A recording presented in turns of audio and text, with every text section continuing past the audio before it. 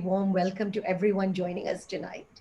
Slipping Thoughts today is very excited to partner with AbhiBindu Wellness Foundation to bring you this session on emotional detox and toxic relationships with Geeta. I definitely am looking forward to hearing Geeta speak about this because no matter what, I think sometimes even I feel that, okay, are my relationships in the best of health? Am I emotionally getting drained, especially in COVID times? Sometimes I definitely feel that there's a heavy feeling. A lot of us, we feel sluggish, sometimes we feel dull. We often deal with unexplained niggling aches and pains. When did we last clear out our emotional storehouse? Emotional toxicity could make you prone to disease, distress, and also a lot of other imbalances. This webinar is focused on the role of emotional health and how it plays into our well being. It explains the importance of emotional breaks to acknowledge and honor our emotions so that we can gently repair our emotional blocks and restore our minds and bodies to an optimal state of balance and harmony. In this webinar, we will also examine how toxic environments and relationships can compromise not only our emotional health, but also become an obstacle in realizing our full potential. We will Geeta will also give us suggestions on how to detox and reclaim the self by exploring the pathology of difficult emotions like shame, guilt, and anger. Before we continue, I'd like to tell you a little bit about Sipping Thoughts. So, Sipping Thoughts is a multi platform media company that was co founded by me, Sukirti Gupta, and Meeta Gurgutia. It was set up keeping in mind the tagline Real Women, Real Thoughts. We wanted to create a no judgment platform and create a space for women to be heard. Sipping Thoughts is available on Facebook, Instagram, YouTube, and of course, please do check us out on our website. And about our partner, and Mamta is here from the AbhiBindu Wellness Foundation. Sessions like this would just not be possible without them. AbhiBindu Wellness Foundation is a not for profit organization that brings you experiences that support your physical and emotional well being. They curate programs that help align your body, your mind, and your soul, and providing a platform that creates awareness about ancient and modern spiritual sciences, energy healing, natural and holistic traditional knowledge through talks, workshops, events, and retreats. Their objective is to promote holistic well being, natural healing, mindfulness, personal growth, learning, and development. So, thank you, Mamta, for being our partner and always supporting us. These sessions have been amazing. And of course, the person you've been waiting for today, Geeta. So probably she doesn't need an intro, but I would like to tell you a little bit about her background. Geeta has trained in a variety of modalities like yoga therapy, Rekhi, karma consciousness, heal your life, Ayurveda, and emotional first aid, as well as basic counseling. Geeta uses an empathetic approach to explore effective measures for releasing emotional buildup and restoring balance, harmony, and serenity.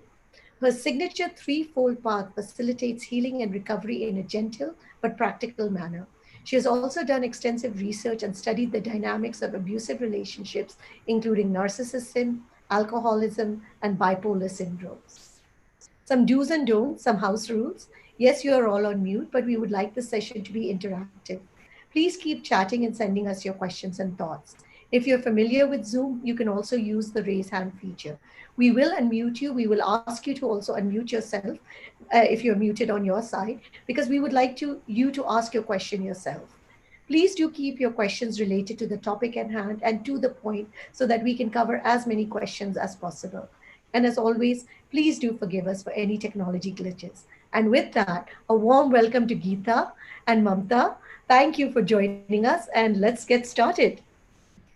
Such a pleasure. Thank you, Sukirti. Thank you, Sipping Thoughts, for yet another opportunity to talk about a topic which needs to be spoken about. Mental health, emotional well being are topics that we don't very often talk about. There is not much awareness, and there is very often stigma attached to them as well. So, Geeta, let's just begin since we don't have much time to talk about. When we talk about emotional detox, how do we come to know that we have emotional toxicity that has built up within us? What are the signs?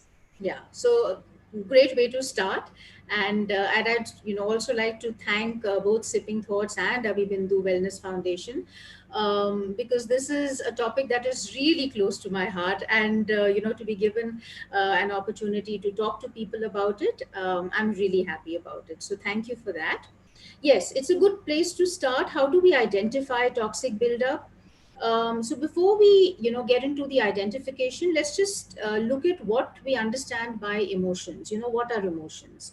So generally speaking, emotions are defined as responses to significant, and I'm saying significant because we're not looking at, just an off the cuff reaction. We're looking at significant internal or external stimuli that might elicit, some kind of a response from us. And usually these responses are, a result of what we take in through our senses. So our sensory stimuli become very, very important even when we're talking about emotions.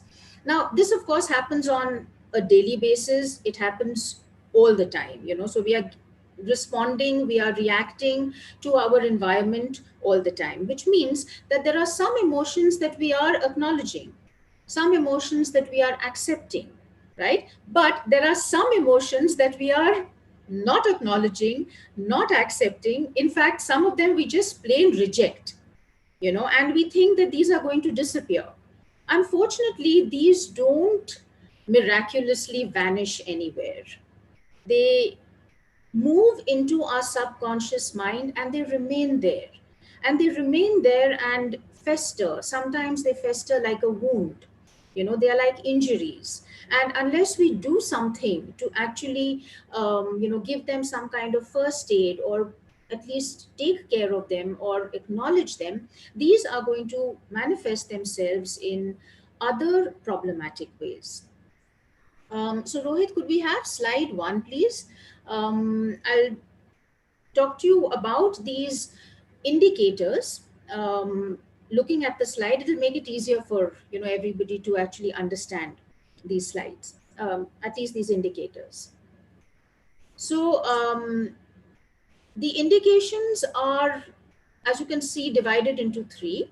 There are some physical symptoms. You could be feeling a certain way, and there could be behavioral changes.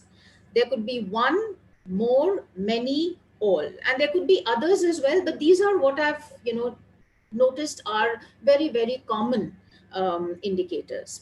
Now, the physical symptoms that we're talking about, some of them could also have a medical source, and we of course need to be careful that we are not mixing up some kind of a medical ailment, with emotional toxicity. And the indicator for that is that if you happen to be feeling extremely bogged down, very sluggish, right, that is a sure sign of emotional toxicity.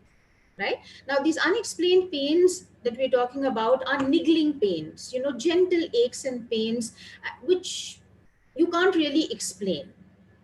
Digestive issues again are small digestive issues, like maybe you have acidity one day, maybe there are changes, small changes in bowel movements.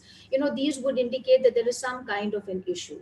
The allergies that we're talking about are usually skin allergies, because the skin is a very, very sensitive organ, and it is the skin through which we actually experience a lot of the world around us. So what we take in through the skin sometimes stays with us. And if we are uncomfortable, about the environment, about the toxicity around us, it could manifest in allergies. If you're feeling moody, anxious, or unable to concentrate, right, again, these are on a level that you can at some point control. If you find that it is uncontrollable, then it's also time to perhaps seek professional help. However, if you're just out of sorts too many times, sometimes if you feel anxious for no reason at all and you can't explain where this anxiety is coming from, and you find that you're unable to focus on things, these are other very clear indications of toxicity. And if you find yourself procrastinating and not wanting to do something which you're supposed to be doing, or if you find yourself, getting distracted in the sense that you have to do this, but what you will do is say, okay, let me first go and watch a movie. These days, of course, you can't go out, so it is Netflix or Prime Video or whatever it is that is your poison. but you will distract yourself. Now, the point is that yes, you might release endorphins, but you will certainly not be releasing any kind of emotion at that point, right? And if you notice changes in your eating and sleeping patterns, then these also are indications of some kind of an emotional toxicity. So if you're feeling any of these, right, then perhaps it is time to think a little bit and contemplate on how these emotions that have built up, okay, and become toxic, how we are going to release them. So, how do we then, if we have Yeah, identified with any of these points, yeah. how do we then go ahead and shed them off? Yeah. So, if you, I mean, what I have focused on is these repressed emotions.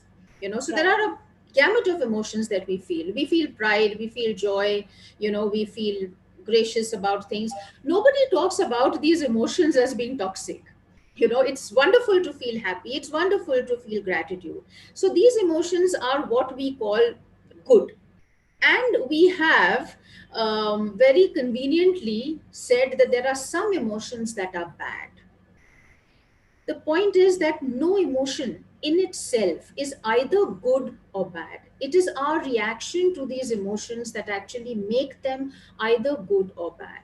So, for instance, if you're feeling angry, and it's impossible, that we will go through life without feeling angry at some point, without feeling fearful at some point, without getting jealous of something or envious of something else. But because of social conditioning, because we've been made to believe that, anger, jealousy, envy are not good, right? We start associating them with shame, with guilt, and with fear. And what we do is to create this deadly toxic cocktail that we repress and convince ourselves that we have not felt it.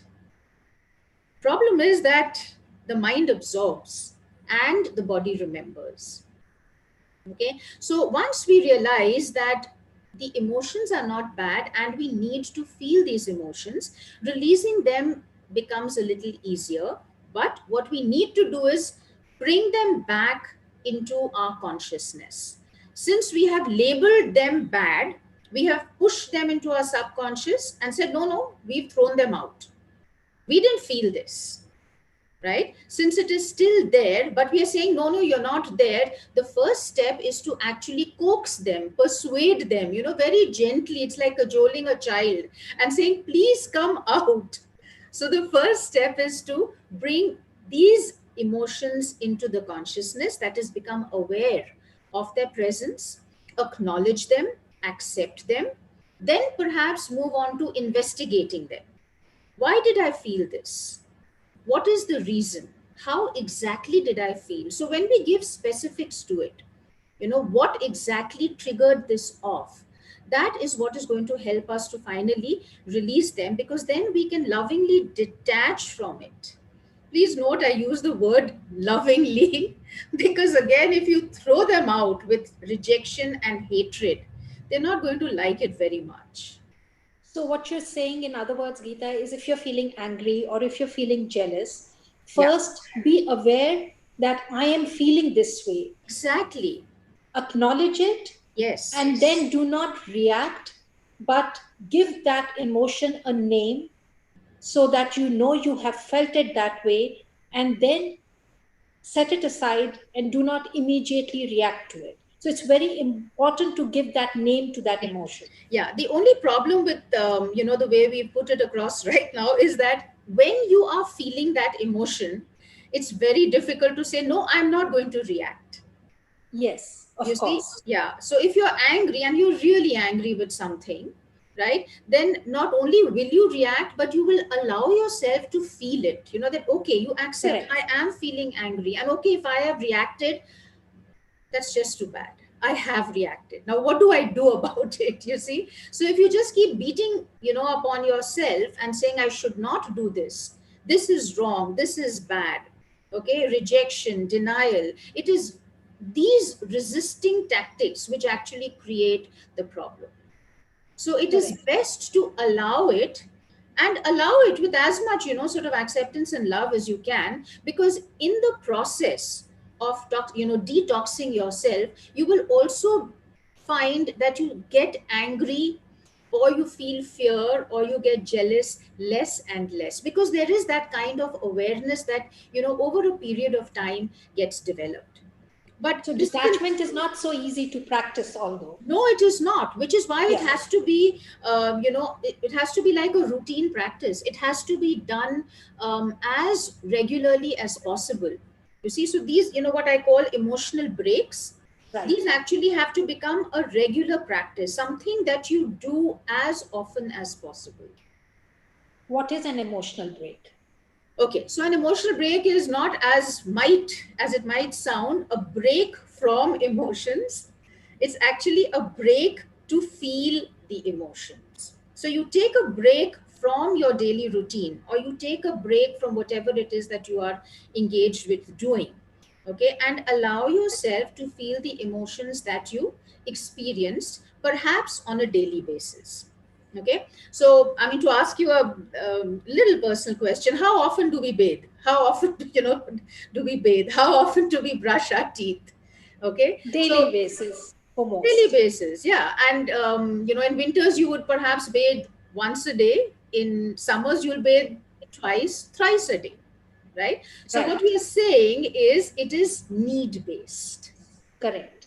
It is not something that I can tell you, okay, this is this is a system that you need to follow, this is the routine that you need to follow. No, it differs from person to person. One person might need to take an emotional break every 5 hours, another person might need to take one only once in 24 hours, a third person might need it maybe just once a week. So it's a very, very personal routine that needs to be followed. But having said that, the more often you take it, the less likely is there to be any kind of a buildup.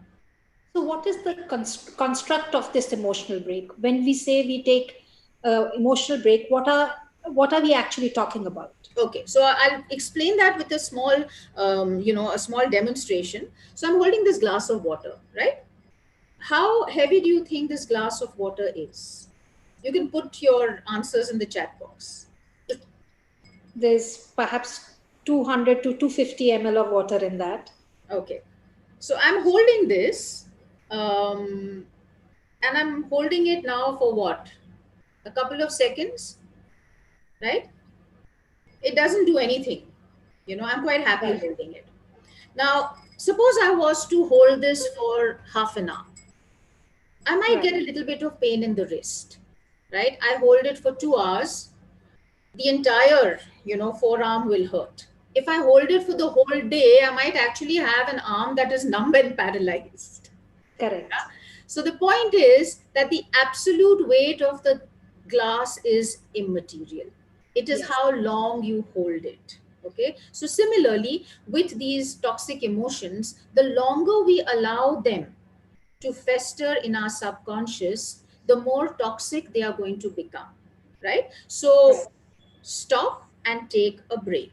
Okay. Now, the key to understand this is that taking an emotional break doesn't mean that you don't feel the emotion. In fact, it is just the opposite. What we need to do is to stop, examine how we felt. For instance, how did I feel during today? So at the end of today, before I sleep, I take out 10 minutes and I examine what I felt through the day. When did I feel these emotions? What are some of the things that triggered off perhaps some kind of an emotional reaction?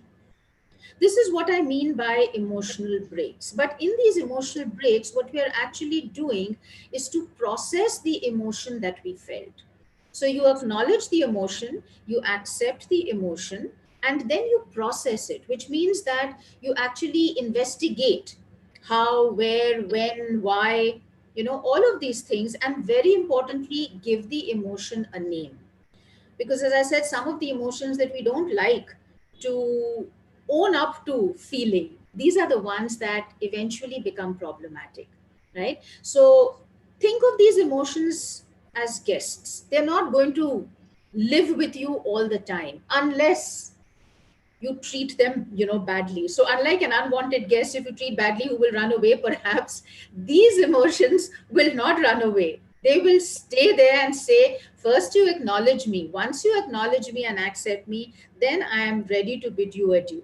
Then I am ready to say bye bye to you, and I'm ready to say it with grace. You know, so it's important to acknowledge that, and this is what I mean by the emotional breaks. So also, when we say that somebody is emotionally strong, we tend to think that an emotionally strong person is apparently emotionless, does not Right. feel, and this is what we tell men. So social conditioning tells us, that men should be strong, emotionally strong. Emotionally strong means what? That they don't feel emotions? That's not true. They feel emotions as much as anybody else does. Okay, and to be emotionally strong actually means to have the courage and the strength to acknowledge, accept, and process emotions.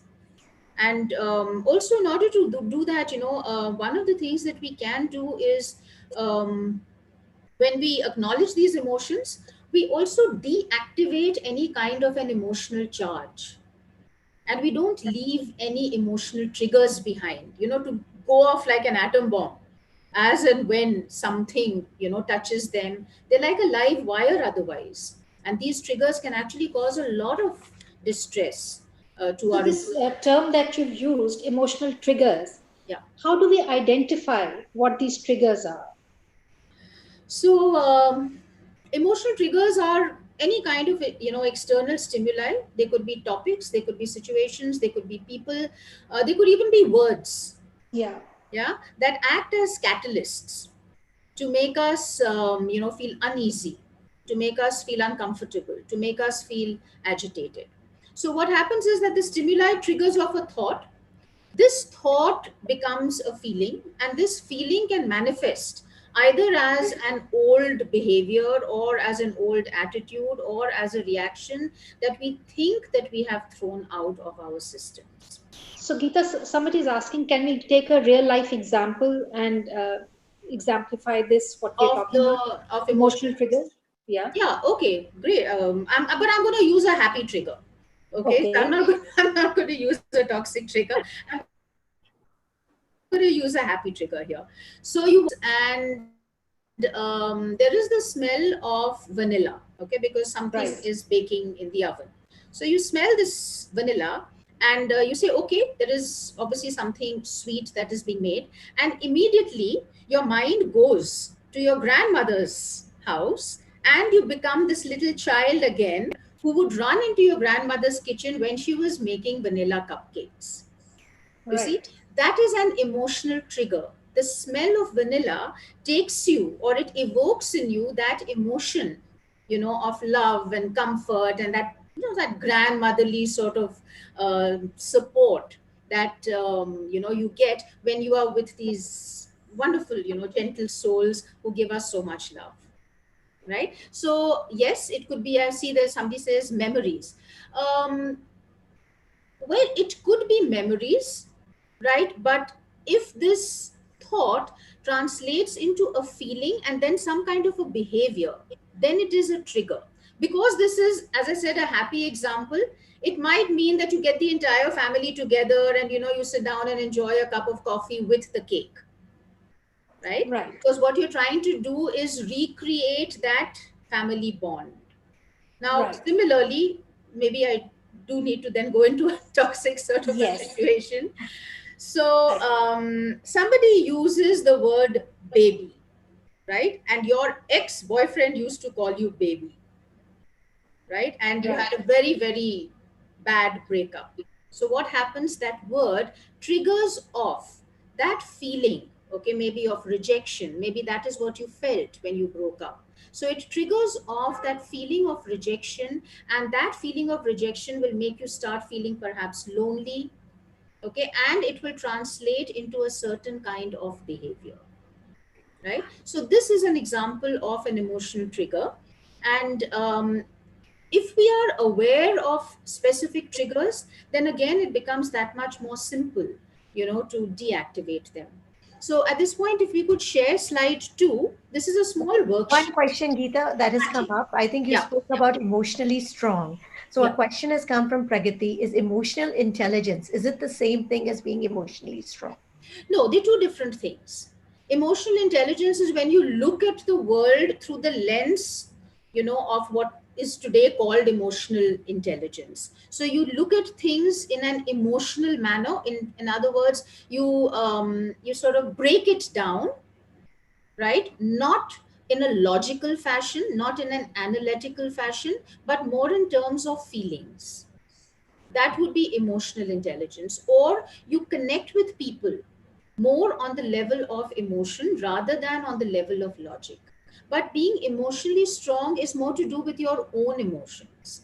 It is to do with how you process your emotions. It doesn't have very much to do with the outside or with somebody else's emotions. Now that brings me to another question which has come from Kanisha. Can a Okay. person be a trigger? Absolutely. Absolutely. I I mean, think it's the most common one. most common trigger. You see someone and you find yourself behaving in this strange fashion, in this fashion that you don't even recognize yourself. Because this person has emotional charge. You see, this emotional charge is what needs to be deactivated. And one of the ways to do that is to detach the pain that you have experienced at the hands of this person from the person. So you deal with the pain and release the person. It's a very difficult process. I'm not for a moment suggesting that it's going to happen, like that. It will not. It takes a lot of work, and especially if there is a great deal of hurt there. So yeah, so Rohit, if you can have slide 2, that's one of the things, one of the ways that. So I want you to take a moment here and please just complete each one of these sentences with the first sentence that comes to your mind. The only thing that I would request is that you be as specific as possible. So, for instance, please don't say, I might feel sad if it doesn't rain. No, I want you to say, I might feel sad if I do not get a promotion. So, it has to be something that is specific and personal and not general. Okay, you don't need to, share your sentences with me. Just keep them with yourself, but just be aware. So I might feel sad if, please complete it. I might feel angry if, complete this as well. I might feel proud if, first thing that comes to mind, no rationalizations. I might feel nervous if, and I might feel happy if, right? So what you have just done, right, is to examine some emotional connections and identify emotional charge. So, if you know what you might feel sad about, if you know what you might get angry about, it's obviously empowering because it gives you some kind of forewarning of situations that might arise in the future. It also takes you back to certain things that might have happened in the past which you have not very clearly processed completely. So it tells you, in a sense, that there is an emotional injury that needs to be treated. So to be aware of our emotional triggers, to deactivate emotional charge, is also a very effective way to detox emotionally. So, Geeta, we come to the second part because we are going to be time bound. Okay, If we come to toxic relationships, that's the other part. okay, Now, emotional detox may apply to all of us, but not everyone would be in toxic relationships. So, yeah, how do we identify that we are in a toxic relationship? okay. Bottom line for identifying a toxic relationship is any relationship that doesn't make you feel good about yourself. If a relationship doesn't make you feel good about yourself, Okay, that is a toxic relationship. Relationships are meant to nurture, relationships are meant to support, relationships are supposed to bring joy. Okay, if they're doing all of the opposite, then it obviously means that there is something seriously wrong here, right? Having said that, Rohit, there is a representational slide for toxic relationships. I'd like you to just put that up, because this lists some indicators. It's not meant to be conclusive. It's indicative of certain, reactions, responses that we might have. When we talk about toxic relationships, the one thing that I would like to say is that we need to trust our instinct. Okay, so if you find yourself feeling anxious when you're around this person because you're unsure about how this person is going to react, that's problematic. If you find yourself defending somebody or hiding some of the terrible things that they do either to you or to somebody else, so they will rationalize it, they will justify it to themselves and to you as well. In other words, they will deny their reality, right? But you, because you are so confused and you don't understand what is happening, right, you find yourself defending them. You don't want to call their behavior abusive. Sometimes it doesn't feel like abuse, because one of the things about abusive relationships is that they are like a yo-yo. They're like a pendulum. They kind of move from one end to the other. So when the abuser wants you to feel, wants something out of you, perhaps they will do everything to make you feel good. When they don't, they will completely and totally withdraw, or there will be invalidation. Okay, There's so a question, yes, that what is abuse exactly? So I think they I, just I want will come to, I will come to it. to. I will come to it. If you are getting physically sick with no explanation, if you find that you keep falling ill, again, these are not, they could be, depending on how toxic the relationship is, they could sometimes be very, very, dangerous ailments. At times, it could just be that you keep falling, you keep getting a flu, or you keep getting an allergy, something like that, with no explanation, right? If you feel in your gut that things just don't add up, in other words, the person is lying, but you can't put a finger to it, you cannot call them out for the lie, please trust your gut, right? And finally, if you find that you're just too scared to speak up or express how you feel, so you just keep quiet. Okay, these are all very, very clear indications of a toxic relationship. Okay, in toxic relationships there are almost always bound to be abuse, and abuse could be of various kinds. So there could be physical abuse, which is actually violence, beating up, etc. There could be emotional abuse, which is gaslighting, invalidation, right? There could be some of these implications. There could be emotional manipulation. There could be verbal abuse, where the person either does not talk to you, because silence is also a form of abusing the other person in terms of a verbal abuse, or they could be just calling you terrible names or using gutter language. So that is an example of verbal abuse. And of course, there could be sexual abuse, which is again either forcing oneself upon you, or not at all. So in both cases, it is actually a form of sexual abuse. So is violation. Any form of abuse is a violation. And this is in many ways the hallmark of a toxic relationship. So toxic relationships are basically relationships where your boundaries are violated, your dignity is violated, you are made to feel invalidated, small, or you are just not there in the relationship. Relationships are usually about us, right? And the us is defined by me and you. But in an abusive relationship or in a toxic relationship, there is only one person. Okay, so yeah, so that is, these are some of the forms of So, toxic relationships. the, Now, abuse and toxic toxic, some of the relationships. ways perhaps, yeah, sorry. Yeah. So, would emotional detox also help in toxic relationships, or is Yeah, that so these a are some of the separate? ways.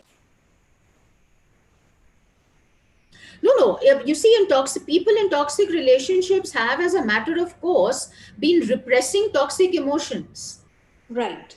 If we look at point six, which says you're afraid of speaking out or expressing how you feel, so you stay silent. Now, you might stay silent, but the fact is that that emotion that you have been experiencing actually gets stored somewhere, and it is going to create a lot of distress, both emotionally as well as physically. Okay. Now, because there is confusion, there is frustration, there is invalidation, these emotions are what one would call super toxic. Some of these emotions are directed at the abuser, right? But unfortunately, some of these get self reflexive. You start becoming angry with yourself. You see, the other fallout of a toxic relationship is that one does not realize, or one is not able to accomplish or fulfill one's total or full potential, because we are so caught up, in this relationship. We are so caught up in trying to please this other person, because this person will never actually get pleased, that you tend to completely ignore yourself, your needs, your wants, your aspirations, and of course you are not even aware of your own potential. Can we actually reform the abuser? Is there a possibility? What is the way forward? Very difficult. It is very difficult to reform the abuser. Actually, even if I don't use the term abuser, it is very difficult to reform anybody else, Right. right? We can only take steps to bring about positive changes in ourselves. So, first, since we are talking about toxic relationships, the first thing that we actually need to do is acknowledge that we are in a toxic relationship, because most of the time we want to deny it. There is sometimes shame, attached to this toxic relationship, because the behaviors are so bizarre. It could Correct. also be that this person is very precious to you. So to actually acknowledge that this person is perpetuating violence, and violating your dignity, and disrespecting you, also becomes very difficult for us to accept. So So, step one here is sorry. actually, Yeah. sorry, yeah. So Preeti is asking, is cheating also a kind of abuse? Yes, it is. If a relationship is based on a mutual understanding, right, of no deceit, no treachery, no cheating, and if the person cheats, then yeah, it is a kind of abuse, definitely.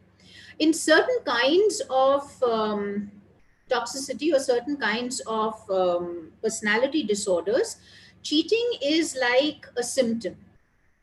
Okay. So when you have serial cheating, it is actually indicative of some kind of a disorder. So again, these are things that one needs to be aware of. And when we talk about how we can emotionally detox in a toxic relationship, the first step is to accept that you are in a toxic relationship. Secondly, bring the focus back to yourself. As I said, you can do nothing about the other person, but you can certainly strengthen yourself. When you bring the focus back to yourself, you begin to actually see yourself. This self which you have thrown away somewhere comes out finally, makes itself present to your consciousness. Please remember, it is not your fault.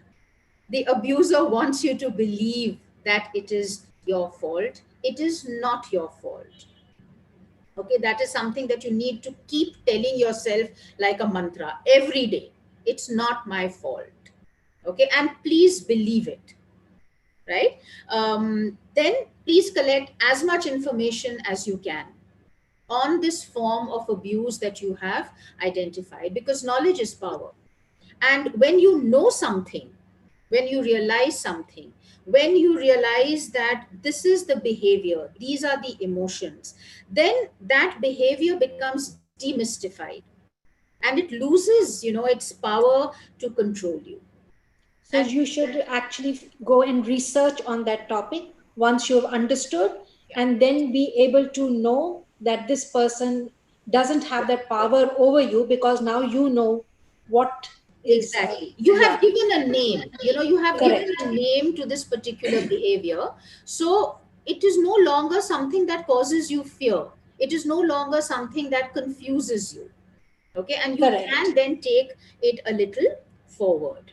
So we're getting a lot of questions, Geeta. Okay. So how would you like to go ahead now? Do you want to share a slide or a Yeah, meditation before we get into audience one questions? question that is coming up: if the partner is toxic, is it even possible to come out of the toxic Yeah. relationship? So this is actually, the closing section in the toxic relationships. It's so, you see, the toxic person could be anybody, but if it is the partner, and if you choose to stay in this relationship, right, then you have to set boundaries. That's the only way forward, right? You need to set boundaries. Boundaries are what one would call living spaces. Boundaries are the way that you acknowledge yourself. Okay. The toxicity and the abuse happened because you did not erect these boundaries.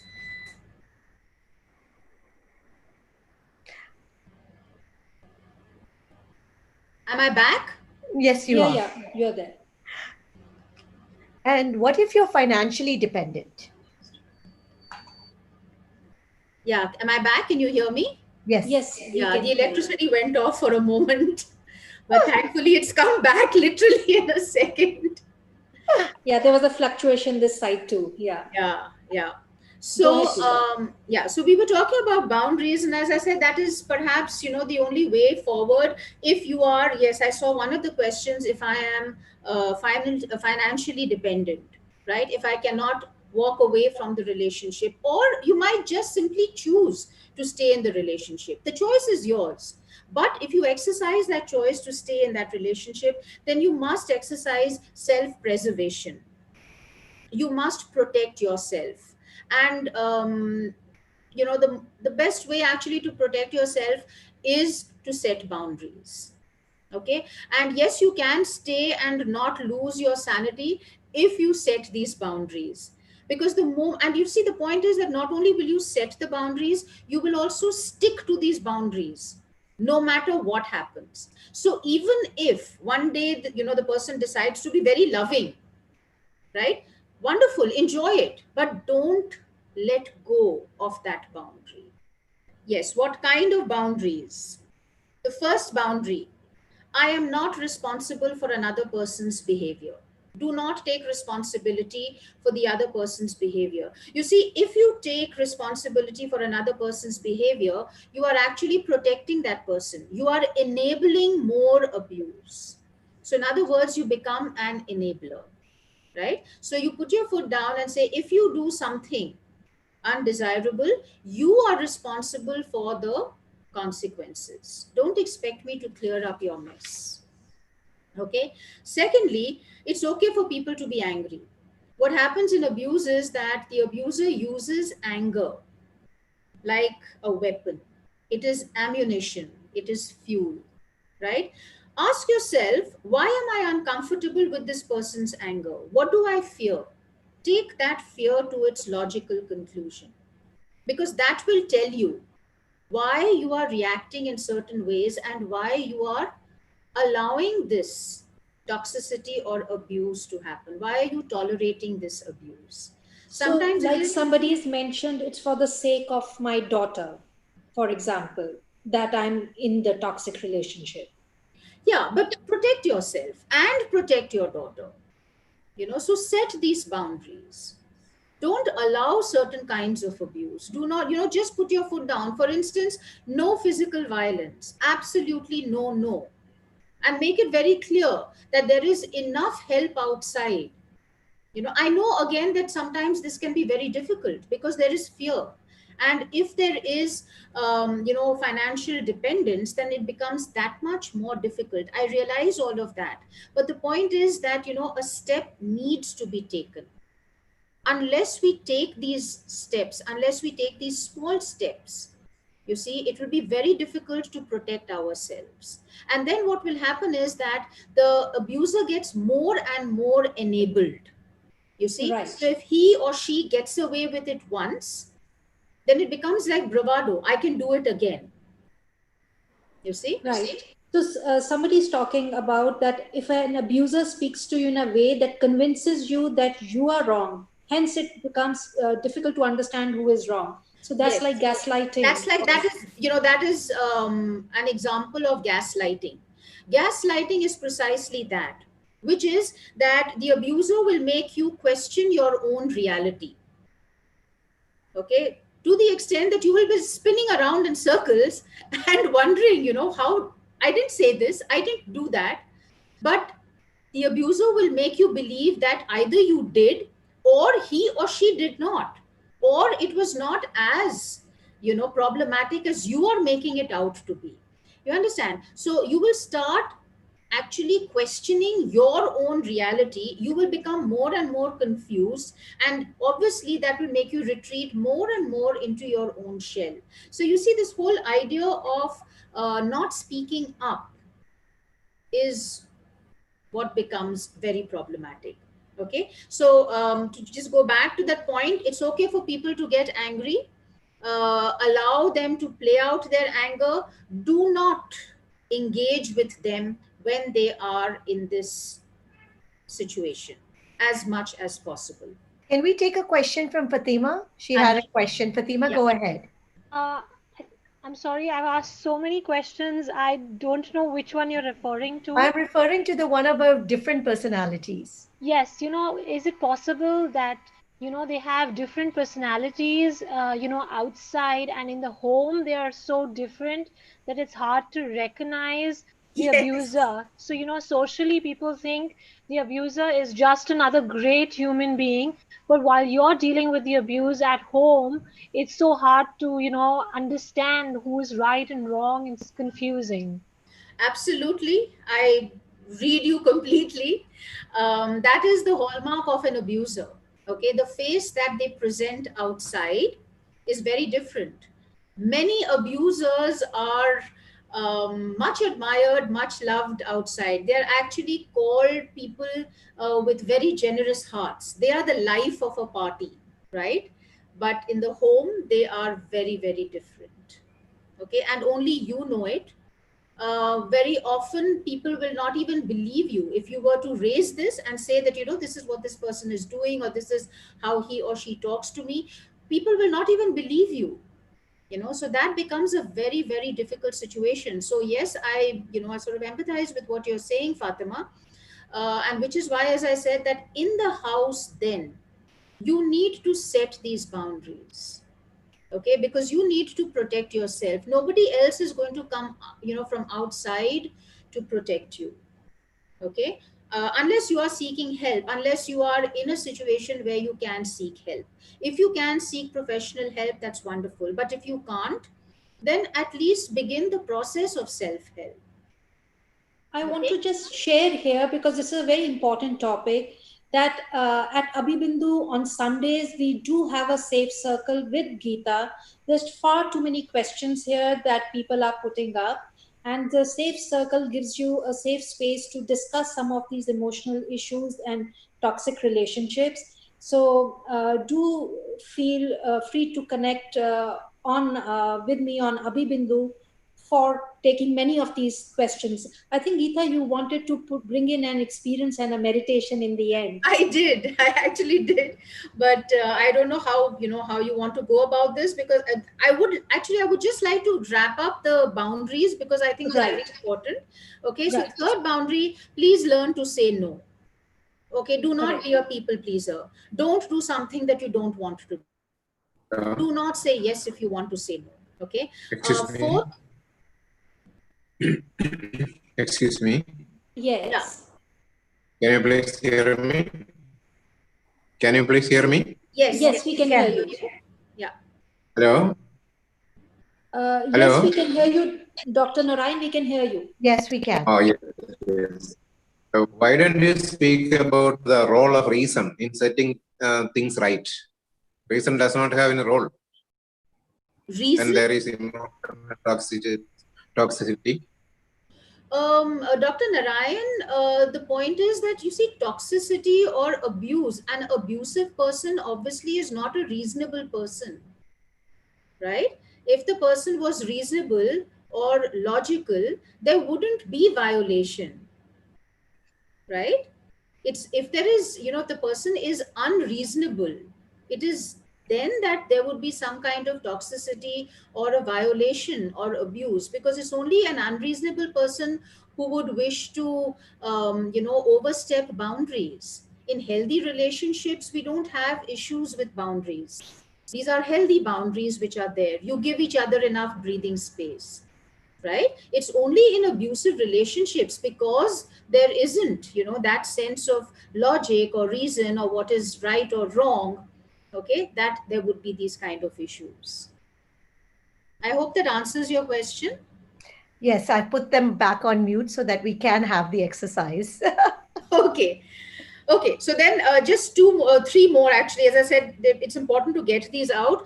Please focus on what makes you happy. Okay, and listen to your heart, honor yourself. As and when you can, fifth point, put down financial boundaries.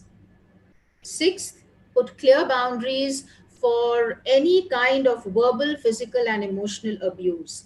Cut off a call if the person is shouting, walk away if the person is abusing you.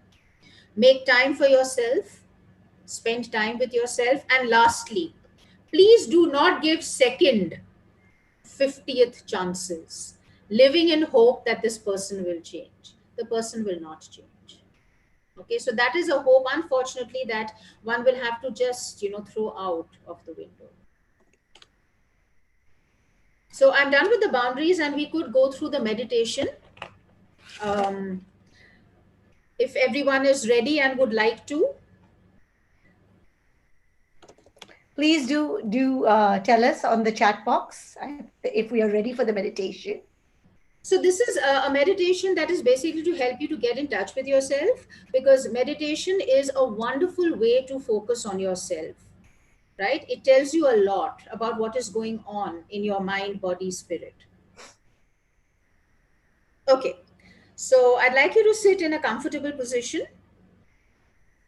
Please sit with your back and spine erect, but keep yourselves relaxed. Keep the shoulders soft. Once you are seated and comfortable,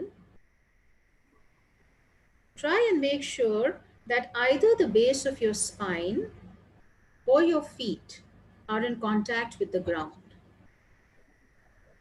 So this is to ensure that you remain grounded through the meditation. So if you can sit on the floor, if that's comfortable, or if you're sitting on the chair, just keep your feet on the ground. Take a moment to observe your breath, your natural breathing pattern. Pay attention to your inhalation and your exhalation. Do not manipulate your breathing, but allow yourself to exhale completely. Let the exhalation be long and gentle. Use any external noise to help you focus and bring your attention back to your breath. Use your inhalations to energize and your exhalations to further relax you. Now, very gently, place one hand on your abdomen and another on your heart region. Feel the gentle rise and fall of your abdomen and experience the soft thudding of your heart. Try and keep your focus on your hands and your feet,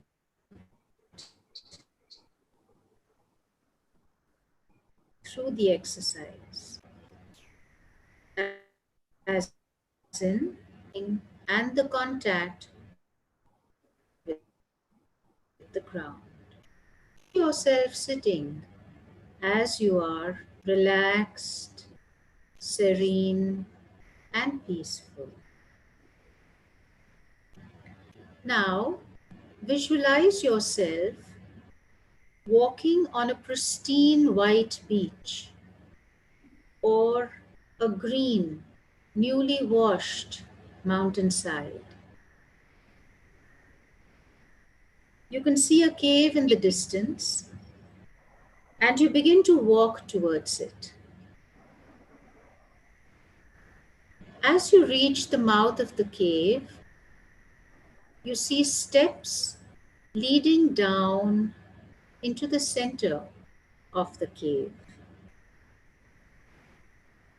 You can feel the cool environ of the cave even as you stand at the top of the staircase. You start walking down the steps to my counts.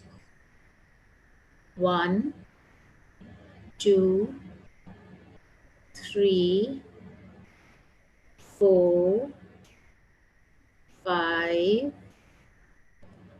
You're standing in the center of the stairway and you can feel the coolness and the pleasant darkness of the cave. At the bottom of the staircase, in the center of the cave, you can see a pond or a natural spring, and you can hear the ripples of the water as they move over the pebbles and the stones. 6, 7, 8, 9, 10. You have reached the edge of the pond. Perhaps you can feel the water touch your feet. Move back a little and sit down on the floor of the cave. Allow the soft darkness and the sounds of the water to permeate your consciousness completely. Experience the balmy softness all around you. You feel safe, you feel protected. There is a sense of security all around you. Now, allow yourself to think of some event, person, experience, or words that have caused you or continue to cause you uneasiness. Allow this to present itself in front of you. Do not question it. Do not rationalize it. Trust your instinct. Whatever it throws up is right. How do you feel when you think of this event, person, these words, or this experience? Can you give a name to what you're feeling? Do you feel this experience somewhere in your body? Can you allow yourself to feel whatever it is that is presenting itself fully? Can you give yourself permission to feel it fully? Acknowledge it and accept its presence, whatever it might be. Now, believe that if you choose, you can let it go. If you do not choose to let it go, it's perfectly all right. You have acknowledged it, you have accepted it, and when the time is right, you will come back to it. Now, I would like you to take a deep inhalation in, and as you exhale, please make a sound as if you are letting out a deep sigh, like so.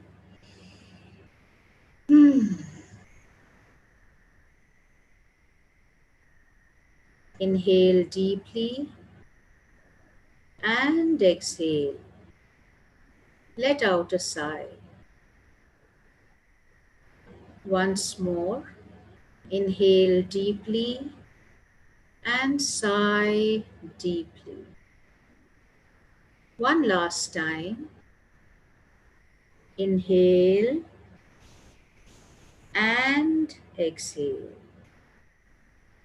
Release the sigh into the soft darkness of the cave. You are safe, you are protected.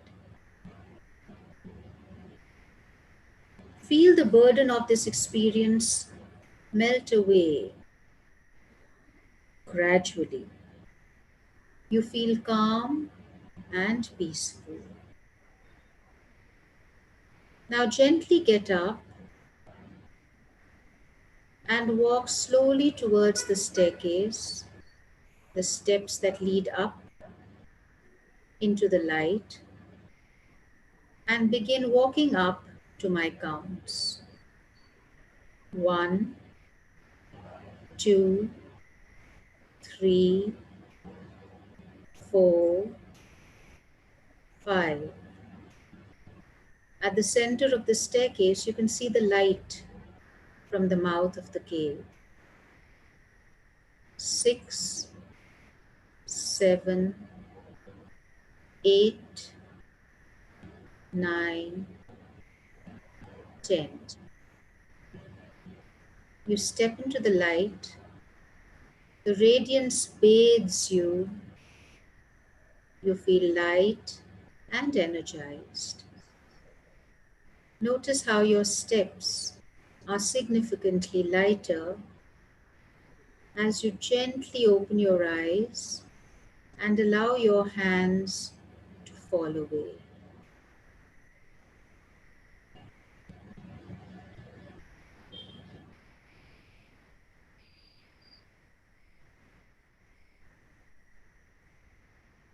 Okay, so I hope you are all back with us.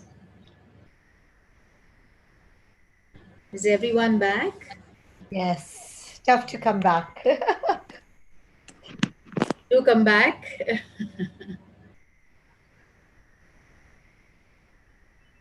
I think we're just waiting for everyone to come back. But yes, it is a beautiful feeling to get in touch with yourself, get in touch with your emotions. I'd like to really thank you, Geeta, for spending this hour with us. Thank you, My Mamta. pleasure. I have shared the AbhiBindu number. Please do get in touch. We will, of course, I know there are lots and lots of questions.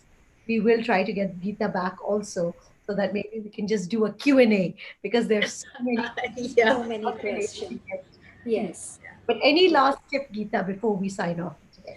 Yeah, there is a small survival kit that I would like to share with everybody. So, Rohit, if you could put that up.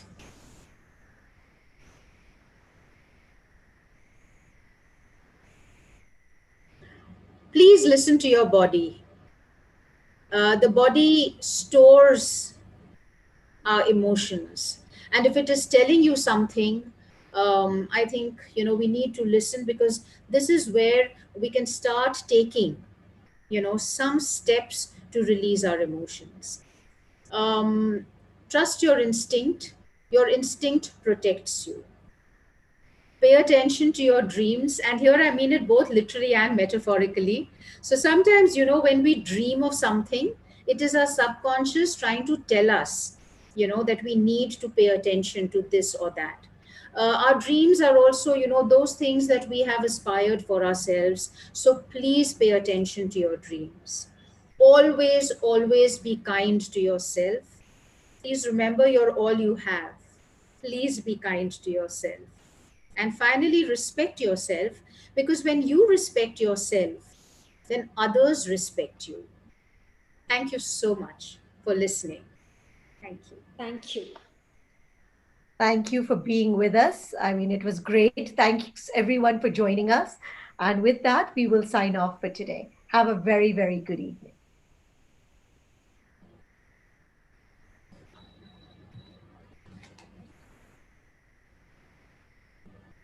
And sip some thoughts with us. Thank you.